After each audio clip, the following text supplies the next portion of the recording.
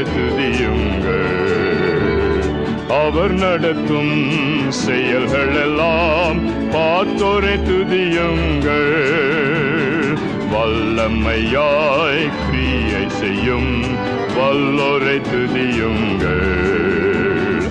எல்லோரையும் ஏற்றுக்கொள்ளும் இயேசுவை துதியுங்கள்.